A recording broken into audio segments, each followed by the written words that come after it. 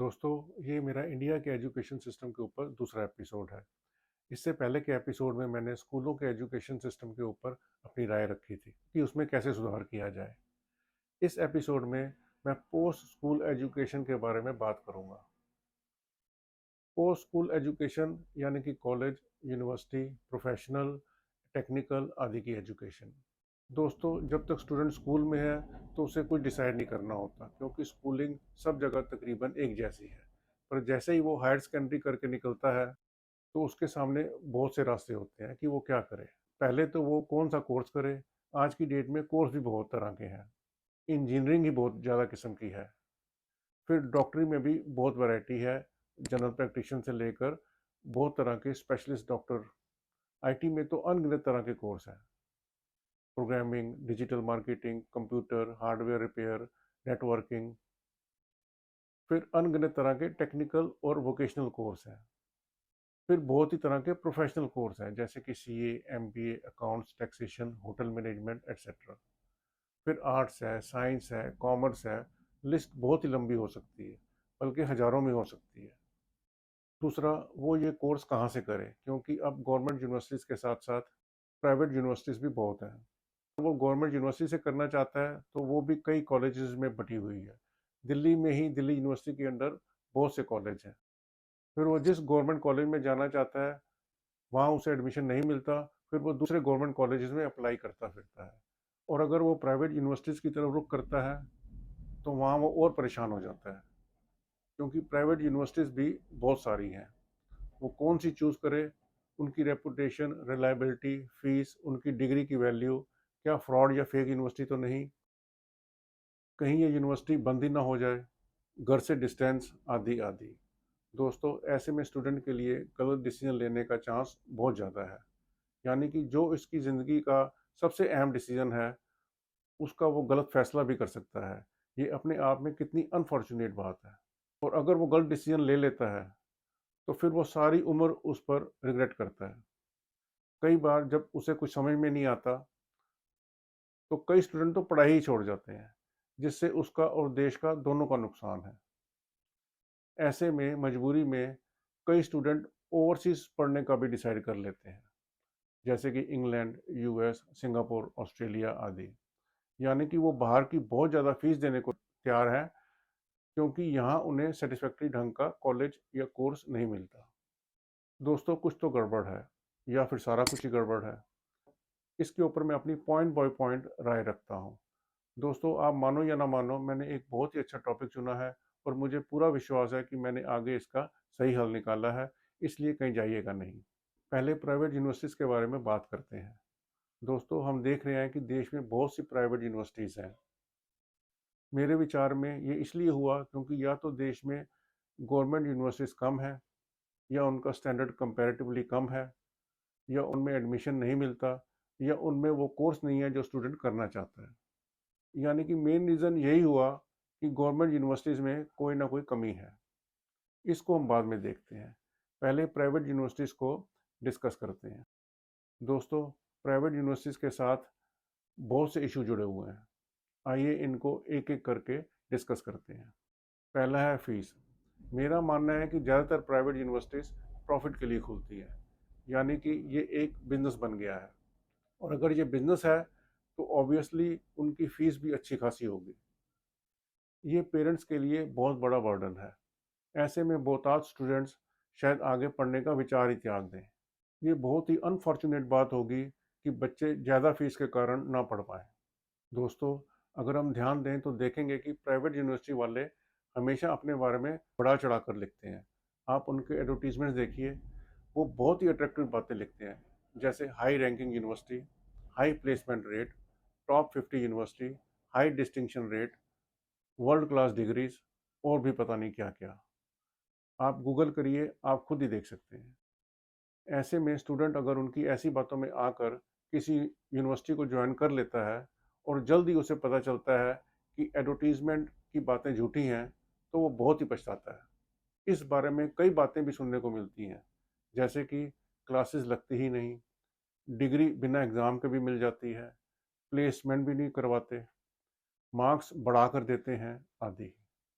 तीसरी बात ये है कि कई बार जब स्टूडेंट किसी प्राइवेट यूनिवर्सिटी से डिग्री का कोर्स कर लेता है और उसे बाद में पता चलता है कि उस यूनिवर्सिटी की डिग्री की वैल्यू दूसरी यूनिवर्सिटी से कम है, तो अपने आप को बहुत ही ठगा हुआ पाता है। दोस्तों, जब कोई किसी फॉरेन कंट्री में जॉब अप्लाई करता है, तो फॉरेन कंट्रीज वाले कई प्राइवेट यूनिवर्सिटीज़ को रिकॉग्नाइज नहीं करते और उसका वीज़ा रिजेक्ट हो जाता है।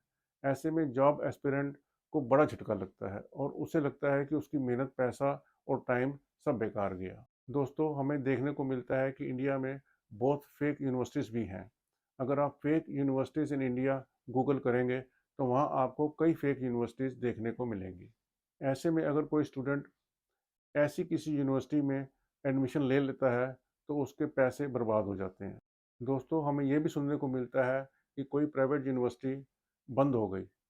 ये किसी भी कारण से हो सकता है और अगर ऐसा होता है, तो जिसके पास भी उसकी डिग्री है, तो शायद उसकी वैल्यू कुछ खास नहीं रह जाती और ये उस स्टूडेंट के लिए बहुत ही झटके वाली बात होगी।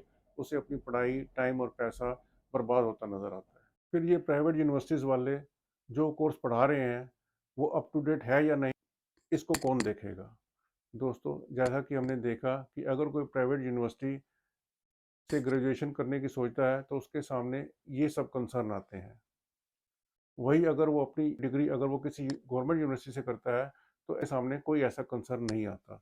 दोस्तों, कंक्लूजन यही निकलता है कि ग्रेजुएशन गवर्नमेंट यूनिवर्सिटी से ही होनी चाहिए, ताकि स्टूडेंट्स को इन प्राइवेट यूनिवर्सिटीज़ के ऐसे खतरों से बचाया जा सके और उनकी मेहनत, पैसा और टाइम बचाया जा सके, या यूँ कहो कि उनके करियर को बचाया जा सके। अब बात ये आती है कि प्राइवेट यूनिवर्सिटीज़ का क्या? इसका जवाब यही बनता है कि प्राइवेट यूनिवर्सिटीज़ को बंद कर देना चाहिए। एजुकेशन सरकार की जिम्मेदारी है, क्योंकि एजुकेशन लोगों की तरक्की और देश की तरक्की दोनों के लिए बहुत ही इम्पोर्टेंट है। इसे प्राइवेट सेक्टर को नहीं सौंपा जा सकता।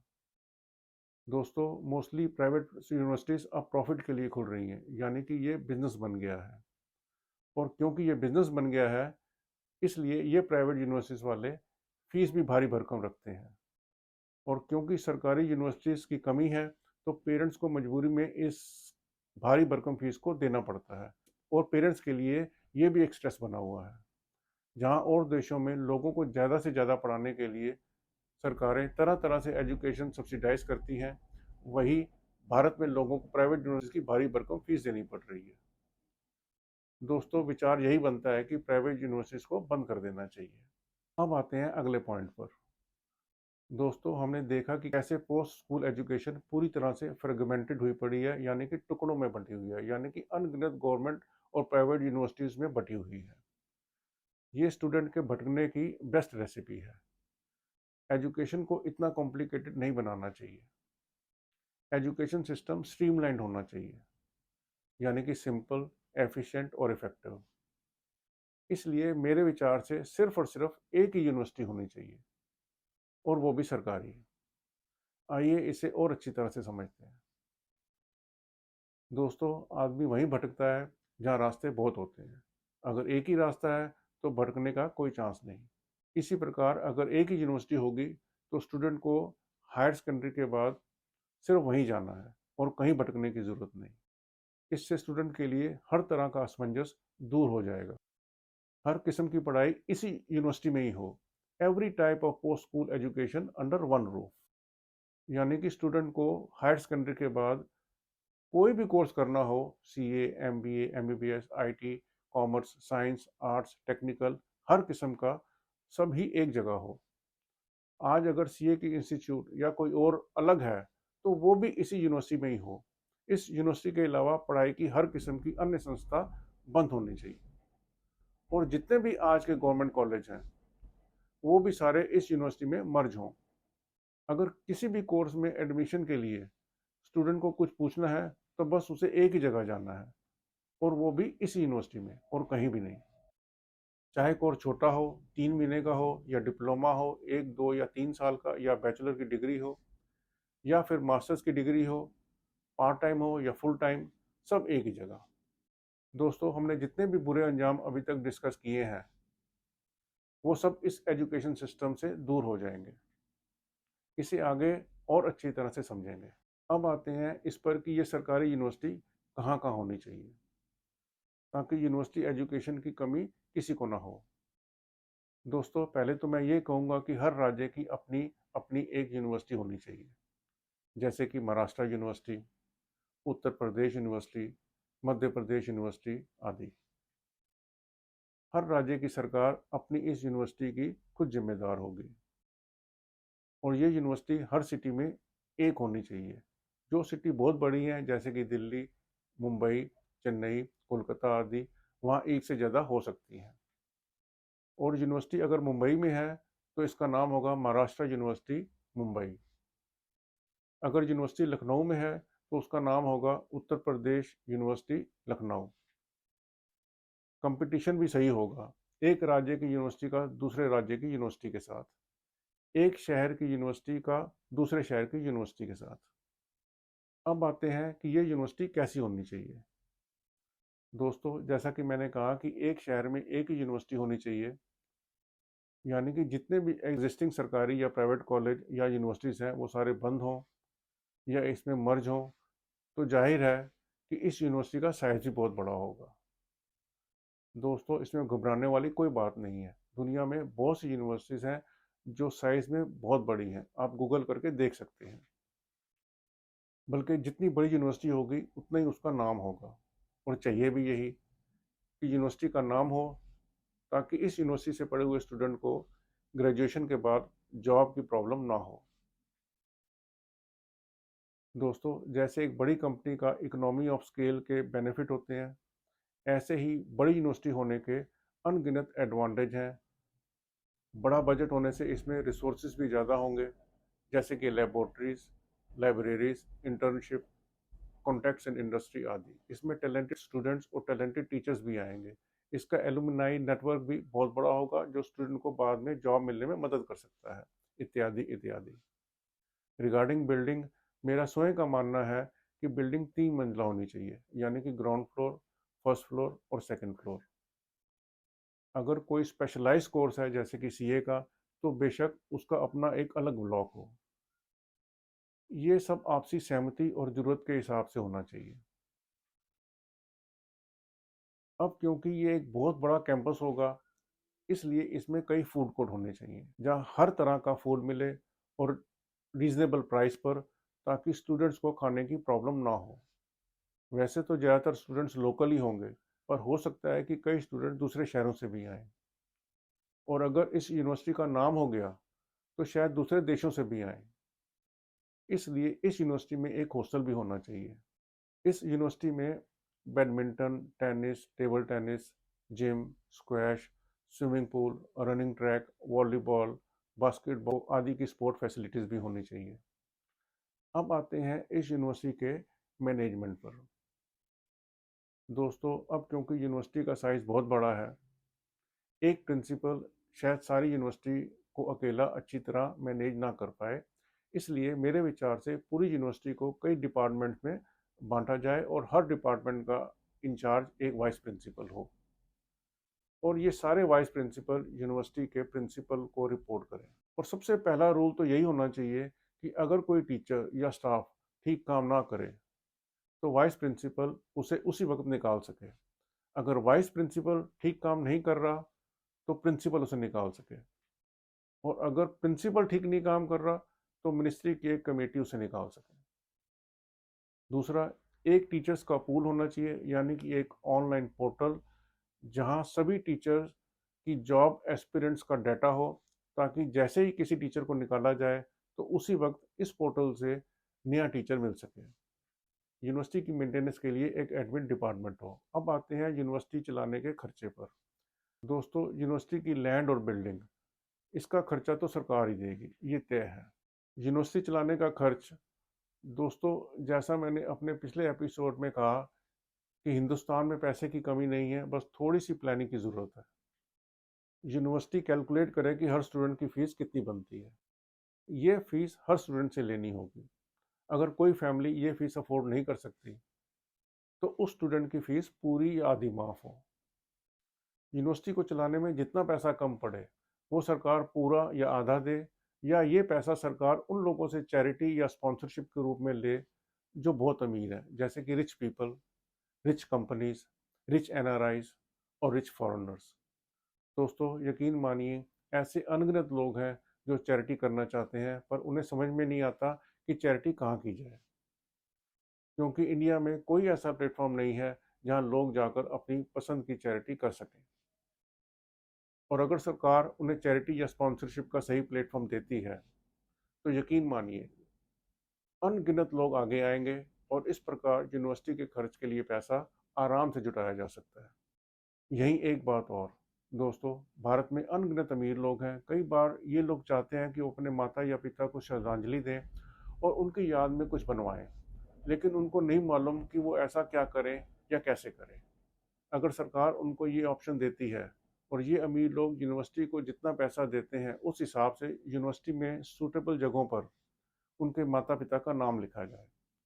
दोस्तों अगर सरकार या यूनिवर्सिटी कुछ भी ऐसा अरेंजमेंट कर देती है, तो श्रद्धांजलि का इससे अच्छा साधन नहीं हो सकता। दोस्तों मेरे ख्याल से मैंने यूनिवर्सिटी चलाने के खर्च का हल बता दिया है। अब आते हैं यूनिवर्सिटी के कोर्सेज पर और उनके स्टैंडर्ड पर। दोस्तों मैं एक बार फिर से बता दूं कि इस यूनिवर्सिटी में हर तरह के कोर्स होंगे, यानी कि इलेक्ट्रीशियन, प्लम्बर से लेकर arts, science, medical, engineering, IT इत्यादि। उनमें certificate, diploma, degree, masters, PhD तक। इसके अलावा तकरीबन हर तरह की ट्रेनिंग भी होगी। ये सब कोर्सेज हज़ारों में भी हो सकते हैं। दोस्तों यही तरीका है लोगों तक हर किस्म की एजुकेशन पहुंचाने का, ताकि उनको बिल्कुल भी ना भटकना पड़े। इससे देश को हर किस्म की लेबर फोर्स का बेनिफिट मिलेगा। हर सब्जेक्ट पर 2 या 3 व्यक्तियों की एक कमेटी हो जो इंश्योर करे कि उस सब्जेक्ट का course correct, up to date और वर्ल्ड क्लास है। यही कोर्स देश की हर यूनिवर्सिटी पर लागू हो, और ये कमेटी मिनिस्ट्री के पोर्टल पर होगी, जिस पर लोग अपनी फीडबैक भेज सकेंगे। और अगर फीडबैक के बावजूद कमेटी कोर्स में सुधार नहीं करती, तो सरकार इस कमेटी को टर्मिनेट कर दूसरे लोगों को अपॉइंट करेगी। जो सब्जेक्ट सारी दुनिया में चलते हैं, जैसे कि साइंस, कॉमर्स, आईटी, मैथ्स, ये सब इंग्लिश भाषा में होने चाहिए। जो सब्जेक्ट सिर्फ इंडिया से ही संबंधित हैं, जैसे कि इंडिया की history, social studies, home science आदि, वो हिंदी भाषा में हों। और जो सब्जेक्ट बिल्कुल लोकल हैं, जैसे कि एक राज्य की लोकल हिस्ट्री, ये उस राज्य की लोकल भाषा में हो। टीचर्स हिंदी बोलकर ही सारे सब्जेक्ट्स पढ़ाएं, ताकि हर स्टूडेंट को आसानी से टीचर का पढ़ाया समझ आ सके। दोस्तों मेरे विचार से मैंने पोस्ट स्कूल एजुकेशन की हर समस्या का हल बताया है। मैं चाहूँगा कि सरकार में जो संबंधित लोग हैं वो इस पर विचार करें और इस सब को अमल में लाएं। और हाँ, ये हल किसी भी पॉलिटिकल पार्टी के लिए भी वरदान साबित हो सकता है, क्योंकि ये हर किसी की इच्छा है कि यूनिवर्सिटी एजुकेशन का स्टैंडर्ड बेहतर हो। और अगर कोई पॉलिटिकल पार्टी इसे अमल में लाने का इरादा कर लेती है, तो वो इलेक्शन बड़े आराम से जीत सकती है। कहने की ज़रूरत नहीं कि इससे बहुत सी नौकरियां भी अवेलेबल होंगी। अच्छा दोस्तों, जल्दी फिर मिलूंगा अपने अगले विचार के साथ।